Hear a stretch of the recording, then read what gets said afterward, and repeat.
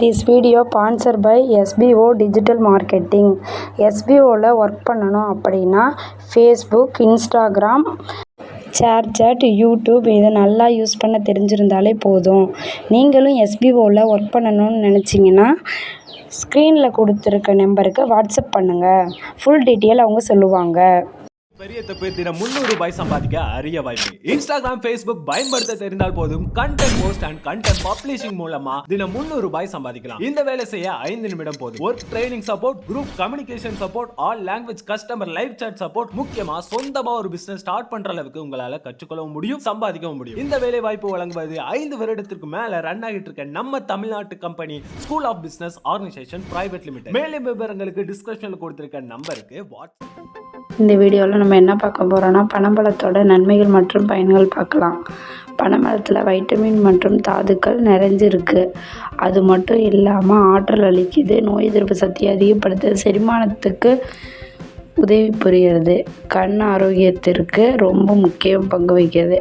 இதில் பல்வேறு மருத்துவ குணங்கள் கொண்டுள்ளது. சிறுநீரக கோளாறுகளுக்கு நன்மை பயக்கும். பனம்பழத்தில் வைட்டமின்கள், தாதுக்கள் அதிகமாக இருக்கிறதுனால உடலுக்கு தேவையான ஆற்றலை வழங்குது. ஊட்டச்சத்து நிறைந்திருக்க பழமாக இது சொல்கிறாங்க. நோய் எதிர்ப்பு சக்தியை அதிகப்படுத்துறதுக்கு இந்த பழம் ரொம்ப உதவியாக இருக்குது. செரிமானத்துக்கு உதவி எப்படி புரியுதுன்னு பார்த்தீங்கன்னா, இதில் நார்ச்சத்தோட அளவு அதிகமாக இருக்கிறதுனால செரிமானத்துக்கு உதவி புரிகிறது. கண் பார்வைக்கு ரொம்ப ஒரு முக்கிய பங்கு வகிக்கிறது. சிறுநீரக கோளாறு சரி செய்யக்கூடிய தன்மை இது இருக்குது. புத்துணர்ச்சி, உடலுக்கு புத்துணர்ச்சி அளிக்கக்கூடும் இது பனம்பழம். பப்பாளி பழம் மாம்பழத்தை விட கூடுதலாக வைட்டமின் சி மற்றும் கால்சியம் சத்து பனம்பழத்தில் இருக்குது. பனம்பழத்தில் நீர் சத்து, புரத சத்து, கொழுப்பு சத்து, உலோக உப்பு, சர்க்கரை, வைட்டமின் சி மற்றும் நிறைய சத்துக்கள் பனம்பழத்தில் இருக்குது. இதில் கூடுதலாக வைட்டமின் ஏ சத்து இந்த பழத்தில் அதிக அளவில் இருக்குது. அது மட்டும் இல்லாமல் பனம்பழத்தில் குழந்தைகள் முதல் பெரியவர்கள் அனைவரும் அளவோடு சாப்பிடலாம். பனம்பழம் சாப்பிட விரும்புகிறவங்க நெருப்பில் சுட்டு சாப்பிட்றது நல்லது. நோய் எதிர்ப்பு சக்தியை உண்டாக்கக்கூடிய பனம்பழம் சரும நோய்களை சரி செய்யறதுக்கு உதவியாக இருக்குது.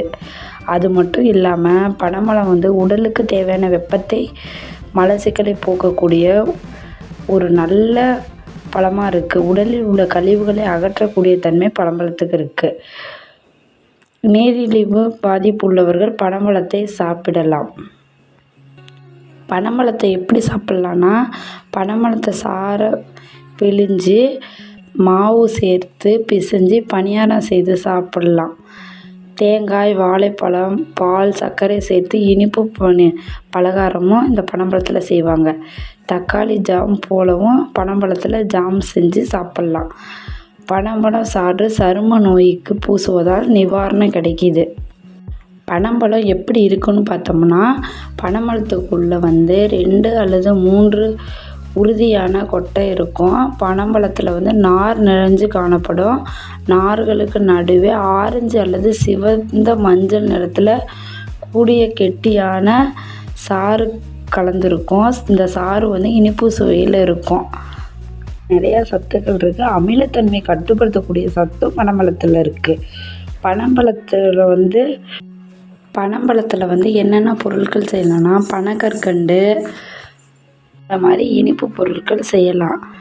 சோர்வை நீக்குது. பனம்பழத்தில் மனசோர்வு நீக்கக்கூடிய தன்மை பனம்பழத்துக்கு இருக்குது. செரிமானத்தை நல்லா இது பண்ணுது. பனம்பழம் உடலுக்கு குளிர்ச்சி தரும். அது நிறைய சத்துக்கள் இருந்தாலும் பனம்பழத்தில் அளவோடு சாப்பிட்றது ரொம்ப நல்லது. அதிக அளவு இதை சாப்பிடவும் கூடாது. பனம்பழத்தை சாப்பிட்ற விரும்புகிறவங்க அதை நெருப்பில் சுட்டு சாப்பிட்லாம். ஏன்னா இது மாவு சத்து அதிகம், குறைந்த கலோரி மட்டுமே இந்த பழத்தில் இருக்குது. பரஸ்பர சத்து இருக்கிறதுனால எலும்புக்கு வளர்ச்சி பனம்பழத்து துணை புரிகிறது. அது மட்டும் இல்லாமல் வயிற்று உபாதையை ஏற்படக்கூடும். பனம்பழத்தில் எந்தளவு சத்து இருக்கோ அந்த அளவு நொங்குலேயும் சத்து இருக்குது. பனைமரத்தில் ஏகப்பட்ட சத்துக்கள் நிறைஞ்சிருந்தாலும் பனைமரத்தை அளவோடு சாப்பிட்றது ரொம்ப நல்லது. இந்த வீடியோ உங்களுக்கு பிடிச்சிருந்தா ஷேர் பண்ணுங்கள், கமெண்ட் பண்ணுங்கள், சப்ஸ்கிரைப் பண்ணுங்கள். தேங்க்யூ.